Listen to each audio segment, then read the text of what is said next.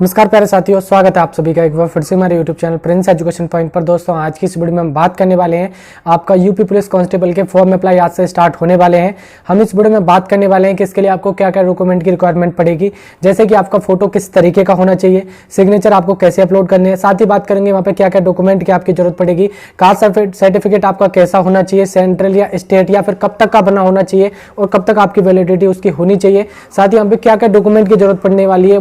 ठीक है, पूरा मैं आपको डिटेल में बताने वाला हूं। तो देखिए, आप सभी इस वीडियो को कंप्लीट देखिए। अगर आपको फॉर्म भर रहे हैं, अगर आप यूपी पुलिस कांस्टेबल का फॉर्म भरना चाहते हैं तो उससे पहले आप एक बार वीडियो को देख लो, उसके बाद आप लोग फॉर्म भर लेना, जिससे कि आपके मन में जो भी डाउट होंगे वो सारे डाउट्स इस वीडियो में आपके कवर होने वाले हैं।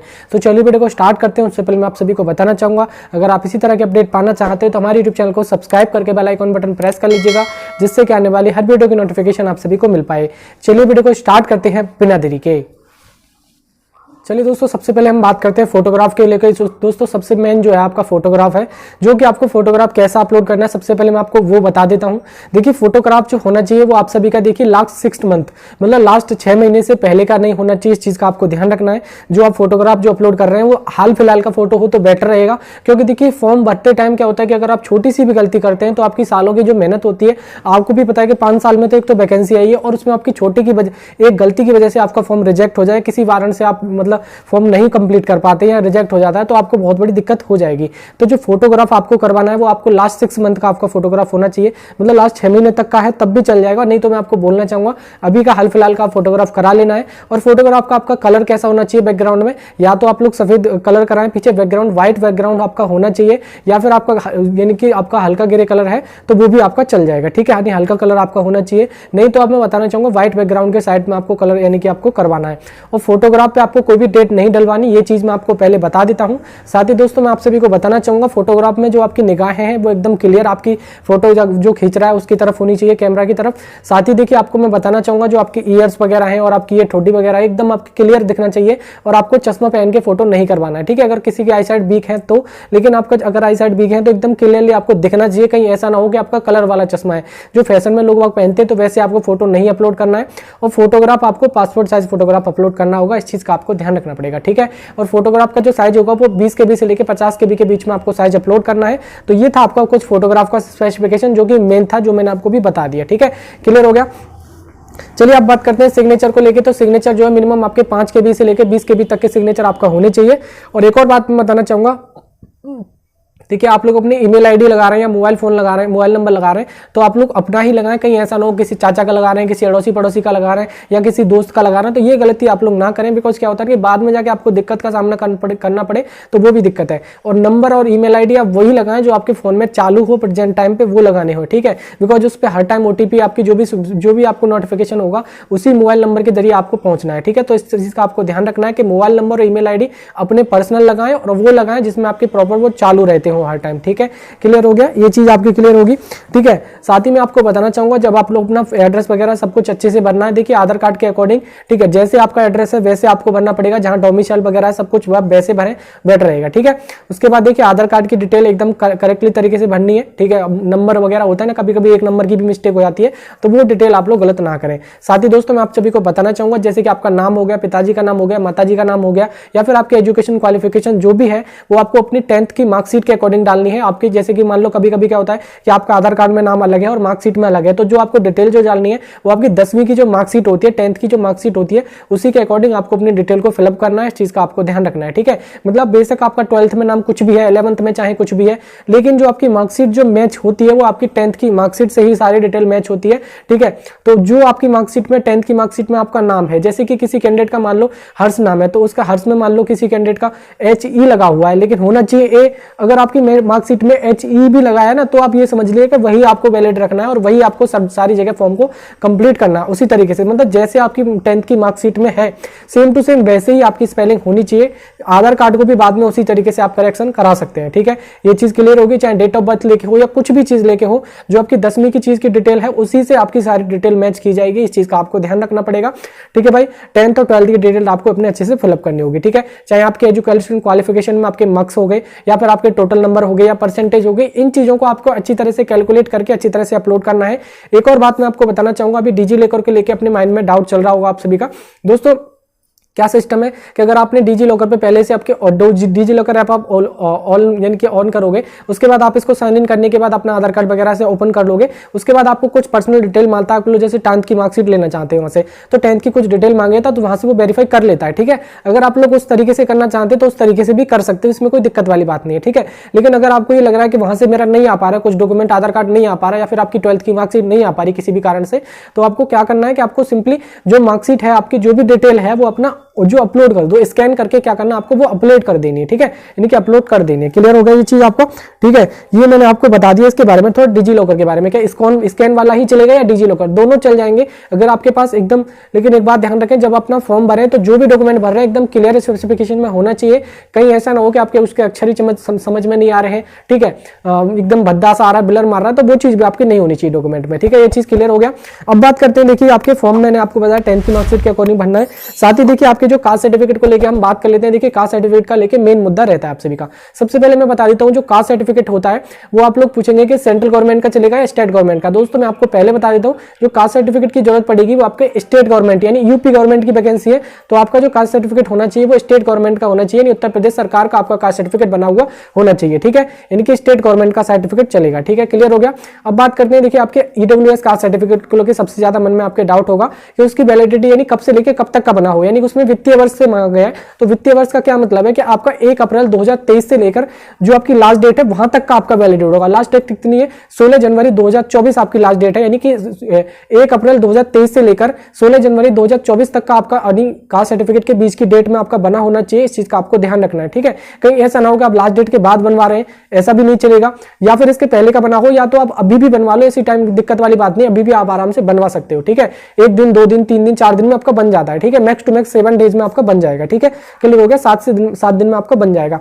सेम ऐसे इस बार क्या किया कि ओबीसी वालों को भी यही डेट रखी गई है। पहले क्या होता था कि ओबीसी के वाले के लास्ट 3 ईयर का चल जाता था, लेकिन अब क्या सिस्टम है कि आपका ओबीसी का और ईडब्ल्यूएस का सेम सिस्टम रख दिया है इस बार कि आपका 1 अप्रैल 2023 से लेकर 16 जनवरी 2024 के बीच में आपका ओबीसी और ईडब्ल्यूएस का कास्ट सर्टिफिकेट इस डेट में बीच में बना होना चाहिए, तो ही आप लोग एलिजिबल हो इसके लिए, ठीक है, यानी रिलैक्सेशन आपको तभी मिलेगा। लास्ट बात करते हैं, देखिए आपको एससी एसटी के बारे में, तो उनका देखिए ऑनलाइन वाला बना होना चाहिए। ब्लास्ट अगर मान लो 2-3 साल के पहले का भी है तो वो आपका चल जाएगा। कहीं ऐसा ना हो कि वो ऑफलाइन बना होता है, कहीं क्या होता है ना कि हाथ पे चलता है काम। पहले कभी क्या होता था कि हाथ से लिख देते, वो तहसील वाले जो होते हैं वो अपना हाथ से लिख देते कि इसकी ये कास्ट है और इसमें ये है, बस हाथ से लिख देते, तो वो आपका नहीं चलेगा। आपका ऑनलाइन बना होना चाहिए और उत्तर प्रदेश सरकार का होना चाहिए, ये भी आपको ध्यान रखना पड़ेगा, ठीक है। कहीं ऐसा ना हो कि आपका सेंट्रल का बना है तो वो आपका वैलिड नहीं है, इस चीज का मैं आपको पहले बता देता हूँ, ठीक है भाई, ये क्लियर होगा। यूआर कैटेगरी के लिए कोई भी कास्ट सर्टिफिकेट की जरूरत नहीं मिलेगी पड़ती, क्योंकि उसके लिए कोई रिलैक्सेशन की वहां पे रिक्वायरमेंट यहाँ पे नहीं रखी गई है, ठीक है भाई, ये क्लियर हो गया।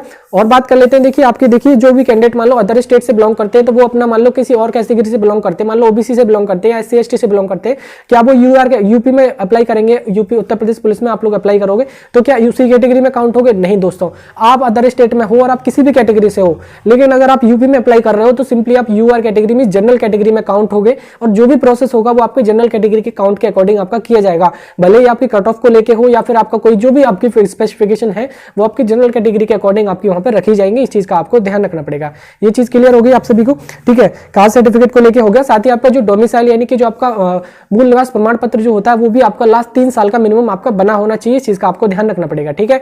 और अब मैं बात करने वाला हूं, देखिए जो ईडब्ल्यूएस कैटेगरी के लिए जो कैंडिडेट होते हैं तो उनके लिए जो इनकम जो होनी चाहिए वो मिनिमम 8 लाख से ज्यादा नहीं होनी चाहिए। इस चीज का भी आपको ध्यान रखना है। कभी क्या होता है कि 8 लाख से ज्यादा इनकम है और उन्होंने अपने ईडब्ल्यूएस सर्टिफिकेट बनवा लिया है तो उनको बाद में दिक्कत हो सकती है। इस चीज का भी आपको ध्यान रखना है। ये भी चीज क्लियर हो गई। अब मैं बात करता हूँ एज लिमिट में, आपको अच्छे से पता होगा, काफी यूट्यूब चैनल पे वीडियो आ भी चुकी है और आपने नोटिफिकेशन भी हमारे टेलीग्राम चैनल से पढ़ लिया होगा, ठीक है। तो दोस्तों आपकी जो एज लिमिट में आपको रिलैक्सेशन दे दिया गया है 18 से लेके आपके जो मेल कैंडिडेट की जो एज लिमिट रखी गई इस बार यूआर कैटेगरी के लिए 18 मिनिमम और मैक्सिमम आपकी 25 साल तक रख दी गई है इस बार, ठीक है। पहले तो क्या था नोटिफिकेशन में 22 साल थी, लेकिन वो आपकी 3 साल बढ़ा के आपकी 25 कर दी गई है, ठीक है भाई, क्लियर हो गया। और फीमेल के लिए जो है 18 से 28 साल तक के कैंडिडेट इसमें अप्लाई कर सकते हैं जो फीमेल कैंडिडेट है, ठीक है, फॉर यूआर कैटेगरी। और मान लो कोई जनरल ओबीसी कैटेगरी से है, एससी एसटी कैटेगरी से है तो उनके लिए 5 साल की यहाँ पे छूट एज में रखी गई है। इसमें आप 5 साल और ऐड कर लीजिएगा, यो भी रिजर्वेशन कैटेगरी से बिलोंग करते हैं। क्लियर हो गया भाई। फीस को लेकर मैं आपको बता देता हूँ, सिंपली आपकी 400 रुपये फीस रखी गई है जो कि आप ऑनलाइन माध्यम से अप्लाई कर सकते हैं। किसी भी कैटेगरी से आप लोग हैं तो फीस आपकी 400 रुपये ही रहने वाली है, ठीक है भाई, ये बात आपकी क्लियर होगी। ये चीज मैंने आपको बता दिया। साथ ही देखिए 10th और 12th की मार्कशीट में आपको मैं पहले बता देता हूं, अपने किसी भी बोर्ड से अपने 10th कर रखा हो, 12th कर रखा हो, वो आप इसमें एलिजिबल है, लेकिन आपको ध्यान रखना पड़ेगा चाहे आप रेगुलर है या प्राइवेट है, मिनिमम आपके 33% मार्क्स भी है तब भी इसमें कोई चल जाएगा। इसमें परसेंटेज का कोई भी क्राइटेरिया यहाँ पे नहीं रखा गया है। चीज क्लियर हो गई? क्लियर हो गया भाई। अब बात करते हैं, देखिएगा आपको देखिएगा आपके यानी कि जो फीमेल कैंडिडेट होती है जिनकी मान लो शादी हो चुकी है, उन कैंडिडेट के बारे में थोड़ा सा मैं बात कर लेता हूं, ठीक है। जो कैंडिडेट फीमेल होती है तो देखिए क्या होता है कि कोई कोई कैंडिडेट अदर स्टेट में शादी कर लेते हैं, यानी अदर कास्ट में शादी कर लेते हैं, तो ठीक है वो रिजर्वेशन की वजह से कभी कभी होता है कि मान लो कोई यूआर कैटेगरी की लड़की थी, उसने ओबीसी कैटेगरी में शादी कर ली या एससी कैटेगरी में शादी कर ली, तो वो आपकी जो डिटेल मांगेगा वो आपकी जहां पे शादी की उसके अकॉर्डिंग नहीं मांगने वाला, वो उसमें डिटेल मांग रहा है, वो आपकी उसमें मांग रहा है जिस कैटेगरी से आपके पिताजी का यहाँ पे एड्रेस है, मतलब आपके जो एक्चुअल फादर है उनका आपका डिटेल होना चाहिए, ठीक है भाई। यानी कि जो भी आपकी डिटेल है वो उसी के अकॉर्डिंग आपको डालनी पड़ेगी, ठीक है। ये चीज क्लियर हो गया, यानी कि जो आपके पिताजी हैं उसी के अकॉर्डिंग, आपके हस्बैंड के अकॉर्डिंग नहीं डालनी आपको डिटेल। ये चीज क्लियर हो गई। और मान लो जो भी कैंडिडेट यानी कि प्रेग्नेंट लेडीज होते हैं उनके बारे में थोड़ा सा मैं बता देता हूँ फिजिकल को लेकर। तो दोस्तों उनके लिए अलग से कोई डॉक्टर वगैरह का कोई प्रावधान रहता है तो वो अपना करते हैं, उनका फिजिकल वगैरह नहीं कराया जाता। ये चीज तो आपके छोटे छोटे डाउट्स होंगे फॉर्म को लेकर जो मैंने आपके इस बारे में आपके क्लियर कर दिए हैं। दोस्तों आप फॉर्म जब भरवाएं तो आपको अच्छे से भरवाना, ये चीज मैं आपको पहले बता देता हूँ। और बाकी हमारे यूट्यूब चैनल पर वीडियो भी आ जाएगा कि कैसे आपको फॉर्म फिलअप करना होगा, ठीक है। तो आप वीडियो को वेट करें, आज या कल तक आपका वीडियो आ जाएगा, बिल्कुल टेंशन लेने की कोई जरूरत नहीं है, ठीक है। ये भी चीज क्लियर हो गई। साथ ही जब भी आप लोग अपना फॉर्म भरवा रहे हैं या तो देखिए खुद से आप भरवाएं या आप साइबर कैफे से भरवाएं, क्योंकि देखिए वो तो अपना जल्दी जल्दी भरेंगे, ठीक है ना। इस चीज में आपको जल्दबाजी नहीं करनी है। जो भी आप बैठे तो साथ में बैठ के और अच्छी तरह से अपना पूरी पहले से नोट कर लें। 1 मिनट आपको यानी कि थोड़ा 10-20 मिनट आधा घंटा पहले आप लोग पूरे डॉक्यूमेंट को रेडी करके घर से सब जाएं और एक पेज पे अपना अच्छे से लिख लें कि इतनी परसेंटेज है आपकी, इतने टोटल मार्क्स है, ठीक है। ये चीज आप लोग पहले कैलकुलेट करके जाएं, कहीं ऐसा ना हो कि वहां पर गलती फिल हो गया, ठीक है। और साथ में आपको बैठना होगा, जैसे मान लो मैं यहाँ बैठा हूँ, मैं फॉर्म भर रहा हूँ तो बराबर में आपको बैठना होगा। कहीं ऐसा ना हो कि जो आपका साइबर कैफे वाला है तो आपने आपकी 79% है और उसमें 69 भर दी तो बहुत दिक्कत हो जाएगी आपको, ठीक है ना। तो इस चीज का मैं आपको पहले बता रहा हूं कि एक एक छोटी छोटी गलती आपको फॉर्म भरने में बिल्कुल भी नहीं करनी, और जो भी आपके डॉक्यूमेंट की डिटेल है 10th की मार्कशीट है उसी के अकॉर्डिंग आपको सारी डिटेल को फिलअप करना होगा, ठीक है। तो मैंने आपको दोस्तों सारी डिटेल बता दी है, डॉक्यूमेंट को आपको कैसे बनना था, क्या था। सिंपली अगर किसी भी कैंडिडेट ने 12th पास कर रखा है तो वो कैंडिडेट इसके अप्लाई कर सकता है, ठीक है भाई। ये चीज क्लियर होगी। 1 जुलाई 2023 से आपकी एज लिमिट यहाँ पे काउंट रखी गई है इस बार, ठीक है। 12th पास होना चाहिए। साथ ही 1/8/2023 को आपकी एज लिमिट मिनिमम 18 से लेकर 25 साल तक के कैंडिडेट अप्लाई कर सकते हैं, मेल कैंडिडेट, और फीमेल जो है 18 से लेकर 28 साल तक की, और कैटेगरी के लिए रिलैक्सेशन भी यहाँ पे दिया गया है, ठीक है भाई। थोड़ा सा फिजिकल के बारे में बता देता हूं। मेल कैंडिडेट के लिए जो हाइट रखी गई है वो आपकी SC ST OBC और EWS के लिए जो UR के लिए जो हाइट रखी गई है वो 168 सेंटीमीटर रखी गई है, और ST कैटेगरी के लिए 160 सेंटीमीटर हाइट रखी गई है। फीमेल के लिए बात करें तो देखो 152 सेंटीमीटर रखी गई है, और जो ST कैटेगरी से बिलोंग करते हैं उनके लिए 148 सेंटीमीटर हाइट रखी गई है, ठीक है भाई। फीमेल का जो वेट होना चाहिए मिनिमम 40 kg वेट यहाँ पे रखा गया है। रनिंग के बारे में थोड़ा सा बता देता हूँ। देखिए 4.8 किलोमीटर की रनिंग मेल कैंडिडेट के लिए रखनी है 25 मिनट में, ठीक है, 24 से 25 मिनट में, और फीमेल के लिए जो रनिंग रखी गई है वो आपकी 2.4 14 मिनट में शायद रखी गई है, ठीक है। तो इस तरीके से कुछ आपका यानी कि फिजिकल का क्राइटेरिया था जो कि मैंने आपको पूरी डिटेल में बता दिया यहाँ पे। फॉर्म भरने से लेकर आपको क्या क्या डॉक्यूमेंट की जरूरत पड़ती थी वो भी बता दिया, क्या एलिजिबिलिटी क्वालिफिकेशन सारा कुछ मैं आपको बता दिया। सिलेबस के बारे में थोड़ा सा मैं आपको फिर से बता देता हूँ। इसमें 4 सब्जेक्ट से आपके क्वेश्चन आने वाले हैं। हिंदी हो गया, ठीक है, मैथमेटिक्स हो गया, रीजनिंग हो गया, GK GS हो गया। इससे 4 सब्जेक्ट से क्वेश्चन आपके आने वाले हैं, ठीक है भाई। इसमें आपके 150 क्वेश्चन टोटल पूछे जाएंगे। आपका जो ठीक है 150 क्वेश्चन होंगे। आपका 1/4 की नेगेटिव मार्किंग है, 300 नंबर का आपका पेपर होने वाला है, ठीक है। पेपर आपका ऑफलाइन मोड में होगा, ऑफलाइन यानी पेन पेपर बेस्ड होने वाला, इस चीज का आपको ध्यान रखना पड़ेगा।